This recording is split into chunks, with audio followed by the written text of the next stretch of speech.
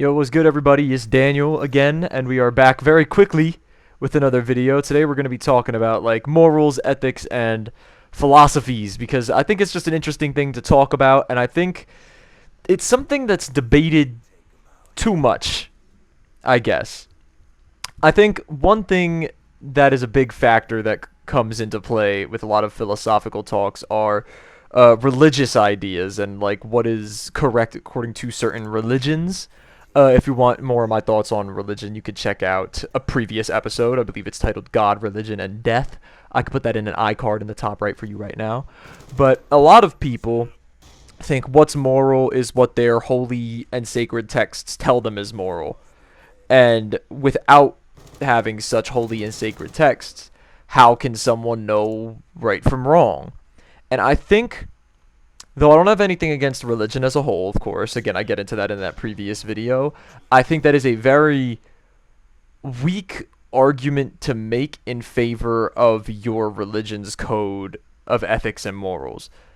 Because I believe in something that I didn't really give it a name until thinking about this video. I call it the philosophy of intuition. I guess you could also call it like the morals of intuition or the ethics of intuition. I think all three of them sound very nice. They roll off the tongue very nicely.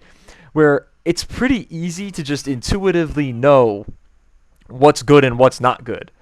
A lot of philosophers argue about the why and why nots of what's good and what's not good ethically, and I feel like a lot of times the argument for why is a little bit unnecessary. The philosophy of intuition tells me that obviously in a general circumstance it is bad to kill someone. Murder is bad, right? Philosophy of intuition. Killing someone, taking someone's life away is a bad thing. A lot of philosophers will write and speak like days on end infinitely about why it's bad, but again, it's a lot more intuitive than they make it out to be. It's very clear that killing is wrong for any mentally sound and sane human that can be a functional member of society, at least.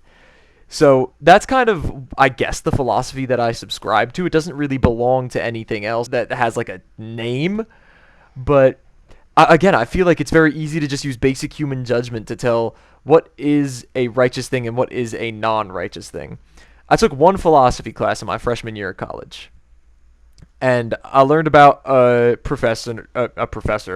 philosopher by the name of Immanuel Kant. And he spoke about this thing that he called the categorical imperative, which basically involves someone thinking about their action before doing it, imagining a world where people in the same circumstances would always act in that way, in that circumstance. If that world would be one that is favorable to live in, then it is a morally just action. If not, then it is not. Now this one's a little strange because you could look at it in a very vague sense, which I don't think is how it's intended to be looked at, where it's like, oh, I'm going to kill this guy because he's trying to kill me. But in a world where everybody kills other people, that would be horrible. But in reality, you're supposed to be like, in a world where anybody would kill someone who is actively trying to kill them, that could still be considered a favorable world to live in. So out of all of the different philosophies I have learned of, that one seems to be the one that I tend to agree with to the most extent, but not entirely. There's also always the talk of the utilitarian, which is like the trolley problem really covers this. I'm assuming you all know the trolley problem. There's a trolley heading down the tracks towards 5 people. You can pull the lever and divert the tracks, instead killing one person. The utilitarian thought process is literally just least pain and most pleasure. It's consequential. That's how the thought process is in utilitarian thinking. So you would pull the lever because less people dying is a good thing. But then there's always like what if that one person is your mom? Then you're not going to pull the lever. I'm not going to pull the lever either. That's why I don't consider myself a utilitarian. So I feel like there's so many words to describe, but again, it's an intuition thing. Intuitively, you're not going to kill your mom. And I don't think that makes you a morally gray person. For most people, if it's 5 strangers or your mother, you're gonna let that trolley hit the 5 strangers, man. I think a lot of you can agree, and I think the general public would agree, if a case like this somehow actually happened, and a trolley was heading towards 5 strangers and heading towards someone's mom, and that someone was the person at the lever. And they chose not to pull the lever, and those 5 people died, and their mother survived. I think if that story made the news, me personally, I don't think I would look at that person a type of way.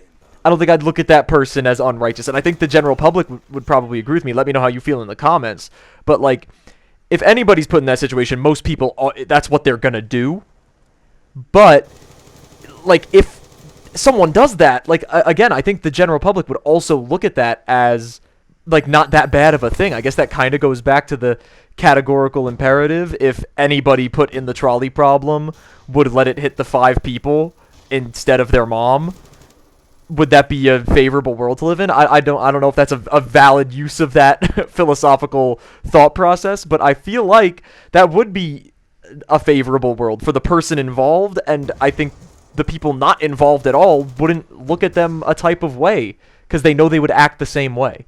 So I think it's really just comes down to, again, I can't think of a word other than intuition to describe it, but I feel like there's so much philosophical discussion. Again, when it comes to religion, it's like, if there's no God telling you what to do and what not to do, why do you not kill people?